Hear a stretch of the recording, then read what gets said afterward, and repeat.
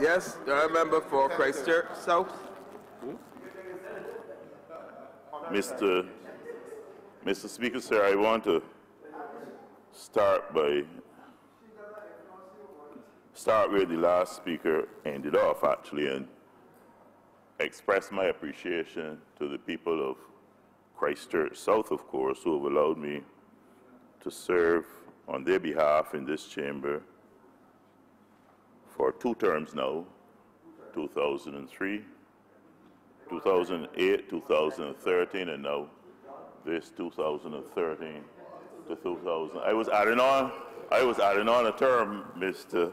Speaker, sir. Of course, it would be too early to do that, so I leave that to their good judgment. But certainly to thank them for the distinct honor. Sometimes, especially when we hear the contribution from some members, for whatever reason, you wonder if they recognize that their constituents are listening. And certainly on Saturday, when I was doing my moving around, I was reminded by one of my friends that she expected a certain standard from me, and I hope, with God's help, that I can maintain that standard that she has spoken to.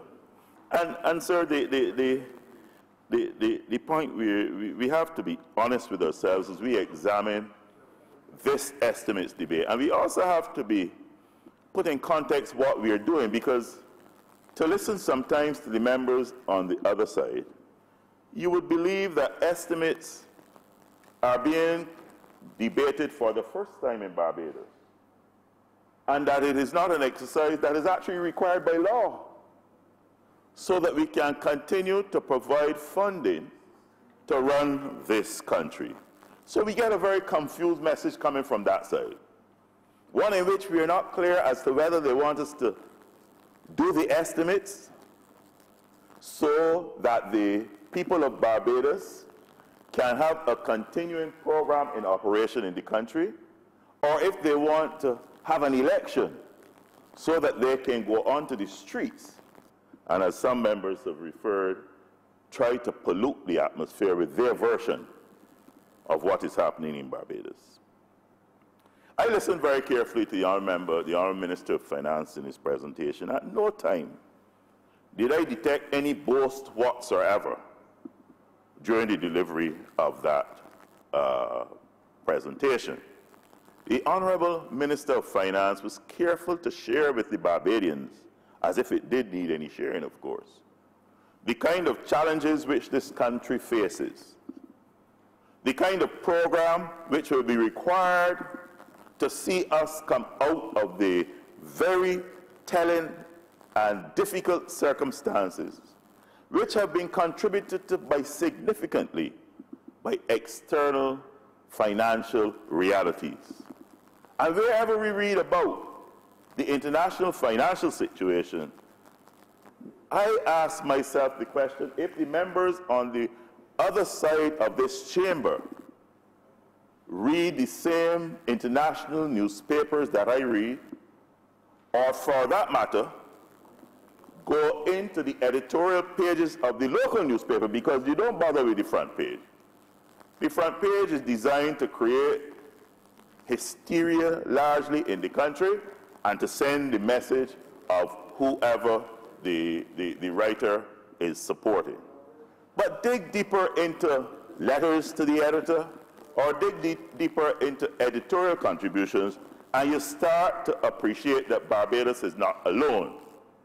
Let me start by stating what has been said in this chamber for the last, certainly the last 5, 6 presentations of the Minister of Finance. And that is, we lost significant revenues in terms of the revenue structure of the Barbados economy when countries like the European countries, Canada, and the United Kingdom changed their tax policies so as to discourage business people in those countries, rich business people, from taking their monies overseas and benefiting from an offshore tax arrangement. We have struggled with these changes to the extent, and this has been mentioned already, where the Honorable Minister of Industry and Trade and International Business has got to be constantly on the ball, ensuring that Barbados' reputation is not dragged around in the mud by these international organizations. And of course, I must add that our friends on the other side seem to derive extra pleasure by joining in this almost unwarranted, unmerited, and untrue accusations of the Barbadian reputation. So whereas we understand the 8 questions raised by the leader of the opposition yesterday, and indeed the answers to many of those questions are there for all to see. I mean, what are the foreign reserves of the country? It's no secret. The Minister of Finance has made the point, it's no secret, it's available, and it is shared with the public. And he's recognized the challenge, and he has indicated what measures are in place to deal with the reserve challenges.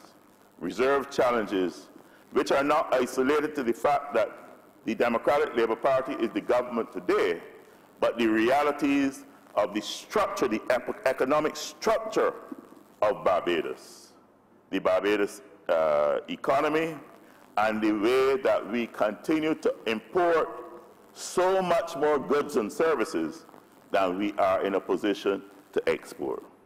And indeed, the potential for export has got to be pursued with all the vigor in the world, because our manufacturing has got to join with our tourism and international business sector, or rejoin, because there was a time when manufacturing, of course, was the lead sector in the country, along with agriculture.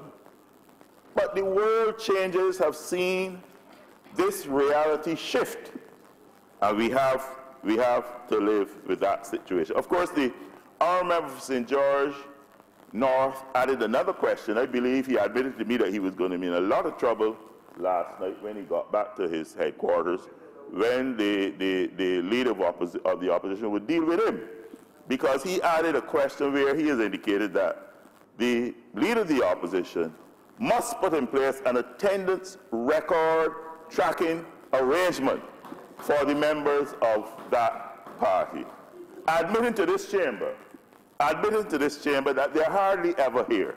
But we're not allowed to reflect on their presence. We're not allowed to reflect on their presence. But I want to spend a minute before I get to my real brief, and that is obviously the portfolio of health, to deal with this question of security and the police and the kind of violence that we are seeing in our schools and our communities. And I want to commend the member who just sat, because I thought he in his presentation, the honorable member for the city, was absolutely on point in terms of what we are facing. And the members on that side have got to remember that the Barbados public is aware of all the information. You see, when we discuss the amendment to the Police Act in here, the members on that side had an opportunity to speak. Only one member on that side spoke during that debate on the amendment to the Police Act. So I therefore came to the conclusion that it did not bother the others. It was not a problem. And indeed, the honorable member who spoke had no vigorous opposition to the measure either. Made a few little passing smileys with a couple of his colleagues over here, and was happy to sit down. When the motion was taken to the vote, or when the motion was taken to committee, no man or woman on the other side raised a whimper. Mr. Clark, am I correct? The records, the minutes The minutes of that meeting, demonstrated that only one member of the opposition spoke. And I'm referring to my notes, the order paper, the minutes of the meeting of the House of Assembly on the 23rd of January 2018.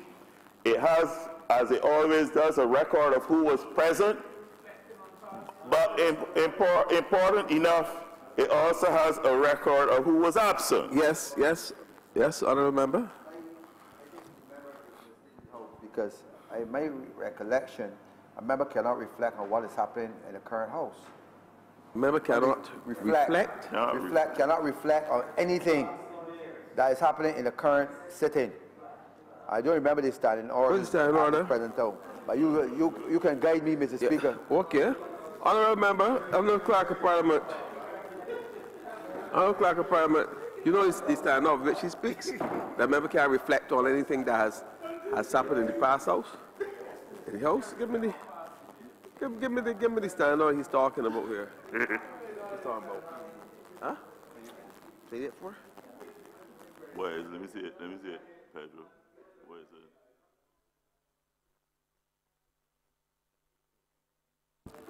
The standing order is that it shall be out of order to reflect on any vote of the House or attempt to reconsider any specific matter upon which the House has come to a conclusion during the current session, except upon substantive motion. You will have to tell me what you understand by reflecting on the vote or to reconsider any specific matter. I would think that would have to do with saying that the House should not have passed it or attempt to discuss it again.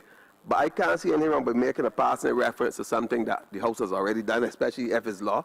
There can't be anything wrong with that. Understanding of this is that a member cannot question what is happening in the current sitting. The current sitting, the word is reflect on what is happening in the current sitting. If it's past, if something that happened 10 years ago, you can look at it. No, they said the present sitting. Present sitting. He said you can't reflect on it or attempt to reconsider any specific matter. I am saying that there's a difference between commenting about it, saying that has passed, and reflecting or reconsider saying, look, it should not have been done, and so should have done this, and so on. There has to be a difference. When it is passed, it becomes the law, and therefore it is effective in the country. So we have to be able to comment on it. Honourable member, please continue. He's also saying members should have done. Thank you, Mr. Speaker, and I'll be guided. I don't want to upset the member anymore, so I'm not going to refer to who was present or who was absent. But I know that the motion was passed, but there is now in the country a vigorous opposition by the members on that side. When the record will demonstrate that opposition never exists. As a matter of fact, the member for Christchurch, West Central was able, yes, during his presentation, the honourable member, during his presentation yesterday, to demonstrate that the Honourable Shadow Attorney General, in his presentations to the public leading up to the end of last year, at least on 3 occasions, commented on the state of the violence in our country and indicated that the Defense Force should be used in conjunction with the police in dealing with that violence. Let me say something, Mr. Speaker. The only point I want to make on this is that we obviously have a very serious problem with violence in our country and the attitudes of some of our adults who are guiding the minds of our children. And therefore, it will take serious action on our part to see to it that the criminal element does not exist with such freedom in our society as to make this country, this wonderful country that we've gotten to know, impossible to live in. I think the Prime Minister's comments on Sunday evening are instructive. And I think, in fairness, they are also attributed to a member in the other place who made the comment, do we want to be cordoned off in our homes by this element, this criminal element? Or do we want the Royal Barbados Police Force to have the authority in a disciplined and orderly way to make sure that we can live with safety in our homes, in our communities? And that is the question. And as he ended, if there's anyone who has a difficulty with that law or amendment, then the law courts are there for the appropriate motions to be heard. So, Mr. Speaker, sir, I want to associate myself with the fact that I am seeing a different Barbados. And I would even want to urge my colleague, the Minister of Education, that he may have to rethink what up until now has been one where they're not necessarily comfortable with the presence of metal detectors in the schools. It's a very serious thing. So I understand the Ministry of Education thinking about that situation. I often share with persons that on a couple of occasions that I've tried to enter the Samuel Jackman Prescott Polytechnic, I have been subjected to some level of search, and I've watched students go through a level of search before they enter the premises. How thorough that search and effective? Maybe we should have a discussion. The Minister of Education and his team may want to have a discussion with the Samuel Jackman Prescott Polytechnic principals so as to speak to that matter. But there's definitely a clear indication that the ship of state has to be righted, not only in respect to our economic situation, but our social position and certainly our behavioral patterns as it comes to our young people and, regretfully, to some adults who have the duty of care of these young people.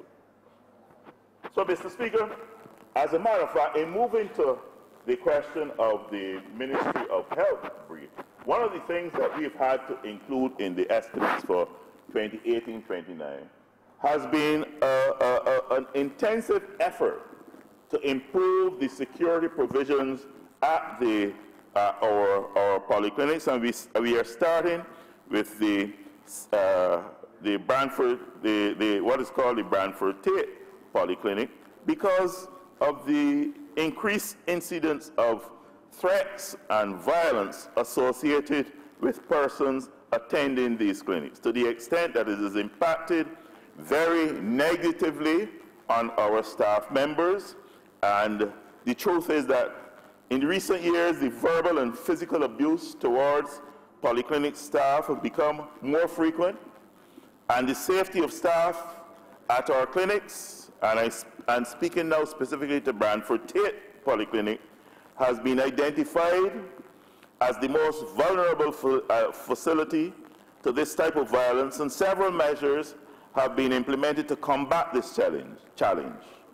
We have increased the security and the police presence at our polyclinic. We have financing is being provided for security measures such as handheld radios and security vans, public address systems, panic buttons for our staff members to use to call help. And these estimates, these 2018-19 estimates, include funds to deal with this. We have also put in place, not only at this polyclinic, but generally over the polyclinics, of course, a mechanism to control the flow of patients. And we may have to restrict the number of persons who accompany patients to see our doctors or to sit in the direct waiting rooms of our doctors because of our experiences. It may slow up things, it may reduce the number of persons being seen every day in the polyclinics consistently, but these are the kind of measures that are being contemplated and which I will have to support so that the threats to our caregivers are not sustained and that they can go to work in absolute comfort as we have become accustomed. Of course, the ministry is working on a draft violence policy, and that will be shared with has been shared with our stakeholders, and we will certainly be getting back to that over the next couple of months to deal with the details associated with it. Of course, you know, Mr. Speaker, as you're aware, when the honourable member for St. John gets up to speak in these estimates, as Minister of Health over the last 5 years or so, I've had normally to hold my seat very carefully while she delivers of her presentation. Truth be told, sir, today I looked back after she sat and I said, honourable member, thank you very much. I will convey your appreciations to the staff of the Ministry of Health and make sure they know how much you appreciate what has happened at the Glebe in St. John with the full rollout of this David Thompson Health and Social Care Complex.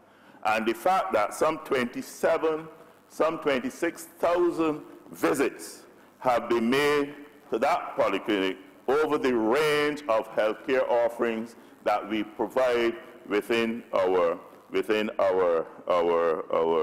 primary care setting. Primary health care is at the kernel of improved health experiences for Barbadians.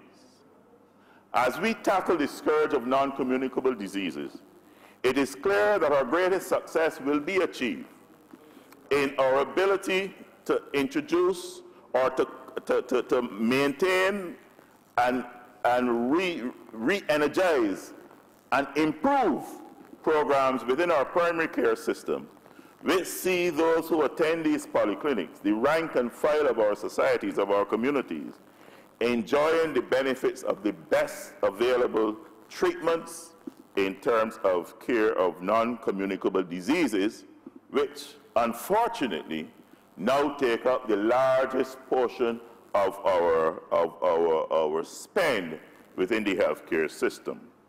Reference has been made on many occasions to the cost, for instance, of hemodialysis within the framework of the healthcare delivery system of Barbados, to the tune of some $18 million now being spent to take care of, in the region of 300 to 350 patients who need hemodialysis in order that they can enjoy some form of satisfactory life experience. And they need this treatment on a weekly basis. It is estimated that this treatment can run into some $50,000 per patient per year. And with 300, 350 patients on record for this treatment, the mathematics does the rest. Of course, the St. John Polyclinic is part of this delivery in that we have been able to place four chairs at that institution, which are operated by one of our private sector partners in delivering this dialysis treatment to patients who can get to the polyclinic in St. John. And all the reports are this has been extremely successful.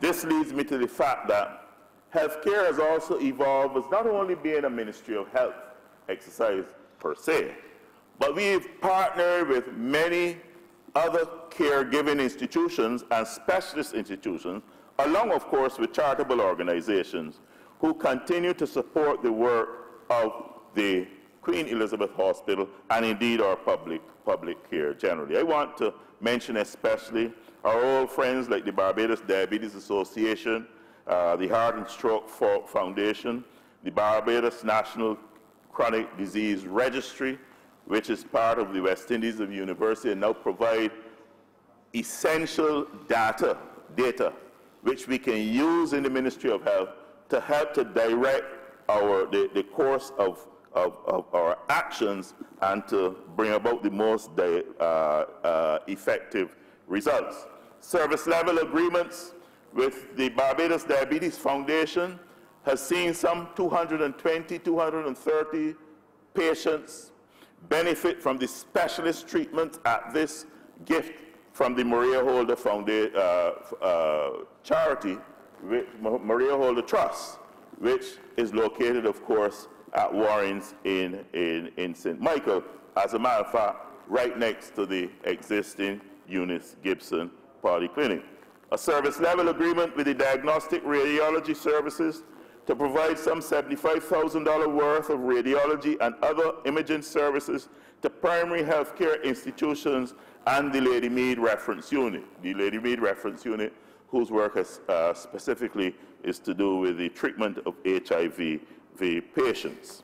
So it is this kind of association, both local and overseas, the World Pediatric Project, which has seen some of our young children, many of our young children who suffer with scoliosis, have special treatments administered to them. And I was able to visit with them over Christmas this year and see how many young children have benefited from this program. And we continue to pay emphasis to this very important work. The Barbados International Business Charity, some $350,000. The Sandy Lane Trust, who are presently in full swing at the psychiatric hospital, completing our new adolescent center.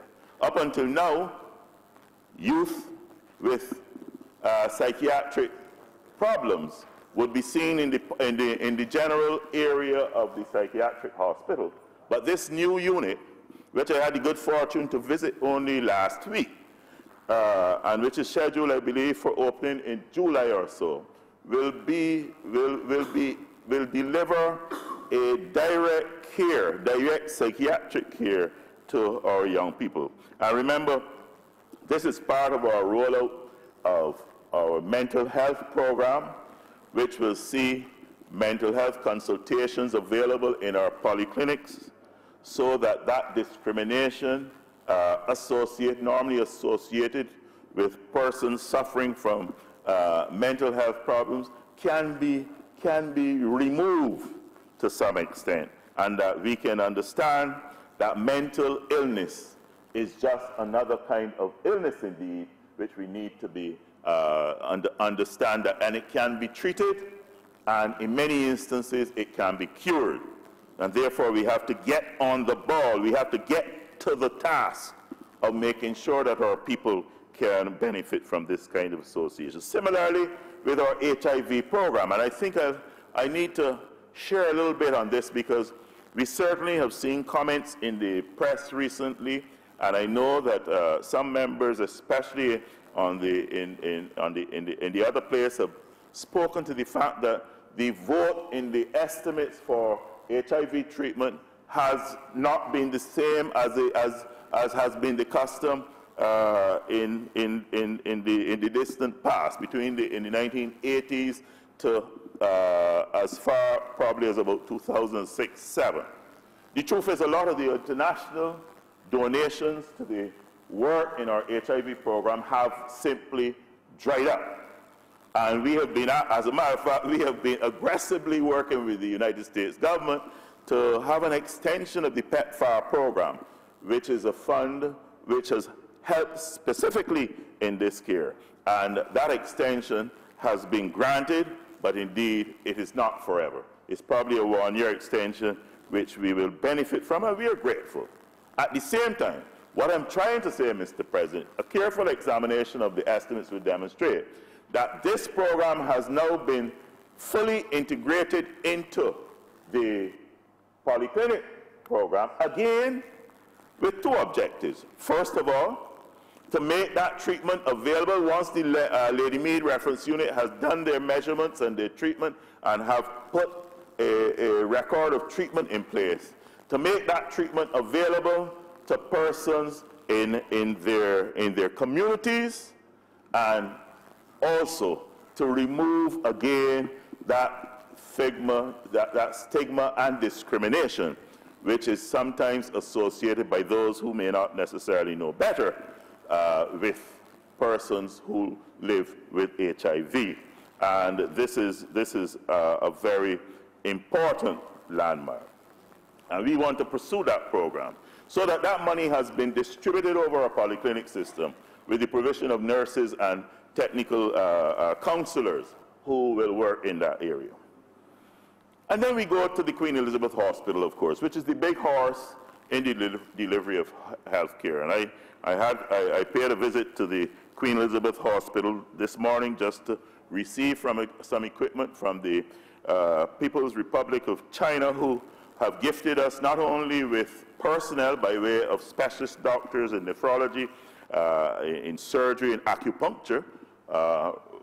Happy to relate that there are some 800 patients on record now who have had acupuncture treatment at the Queen Elizabeth Hospital or associated with this program with the Chinese, the cooperation with the Chinese. And we really appreciate this donation from the People's Republic of China. And we join with them, of course, as they celebrate their New Year in another day's time. I believe it will be the day after Valentine's Day. So when we are finished with our Valentine's celebration, we move straight into the Chinese New Year celebration. And of course, the Queen Elizabeth Hospital has opened its doors and its heart to the people of Barbados, not only by way of improving access and visiting hours so that relatives now enjoy extended visiting hours at the Queen Elizabeth Hospital in very comfortable environment, but they've also opened their books to the public. And I want to commend Dr. James, and I want to call his name, but I have his permission to call his name. I haven't written you, sir, but Dr. Dexter James, who is the CEO of the Queen Elizabeth Hospital. I want to commend him because he has taken that institution of the kicking horse of the Barbadian critic, and we now understand better how hard we are working as a people. And I'm talking about over continuum. I'm not talking about me. I'm talking about over continuum to deliver the quality of health care. We have not done everything right, and we will never be in a position to do everything right. But certainly, with the number of cases that are brought for my attention for referral overseas for specialist treatment, and the kind of kudos that I receive as a minister by way of telephone calls or letters, or the ministry representatives receive, it is an indication that we are doing something right. Of course, there are large numbers in our accident and emergency. We cannot always handle the volume, and I empathize deeply with those persons who have to wait what appears to be extraordinary hours. But we have put in place a regime, and I like to mention my colleague, the honourable member for St. James South in these measures, because he was instrumental in getting this shifting done. And of course, my colleague from the honourable member for St. Philip West, who was the first Minister of Health under this dispensation in 2008. And we've changed together, sir. And together with that team in the Ministry of Health and in the Queen Elizabeth Hospital, so that the public accountability discussions that have taken place have allowed the public of Barbados to share with the hospital managers and the hospital consultants their views on what is going on at the hospital. All right, and of course, please wind up your time. Yes, very briefly, I cannot sit without mentioning the Rihanna philanthropy program, which has seen the Clara Baffett Center being established for oncology treatment, and of course Broadway to Barbados. And although we have difficulties from time to time in respect to the Ministry of Finance and concessions, etc., for these programs, what I try to do as the leader of the team at the Ministry of Health to keep dialogue open between these donor agencies and the Ministry of Health, and to understand that we will be their hand-holder in their communications with the Ministry of Finance to make sure that their objectives are not misunderstood, and indeed to make sure that the message from the Ministry of Finance is also properly appreciated, because it takes two to walk the aisle, Mr. Speaker. Sir, as you know, there's no point going up the aisle on your own. You may as well have a partner in that exercise. Mr. Speaker, sir, I think, well, coming down the aisle. But when you go up the aisle, as far as I recall, you also go accompanied. No, the bride. The bride. The bridegroom sits on the right-hand side alone, but the bride is accompanied by usually her dad, and then you get the opportunity, I remember for Christchurch East Central, to take her down. But that's so long ago, he doesn't really. Mr. Speaker, Yes, sir, the truth is that I think we have a nice, and the Honorable Professor Michael North may not want to hear this reference, but we have a NISE, a nice message to share in the Ministry of Health. And I think that with God's help, with the strength and support of the people of Barbados, and with the continuing access to funding and the kindness of those who share and give to our institutions, we'll be able, pardon me? We will be able to continue to deliver an adequate health care program in an environment where the costs keep spiraling, but we are managing. Mr. Speaker, sir, I'm obliged to you.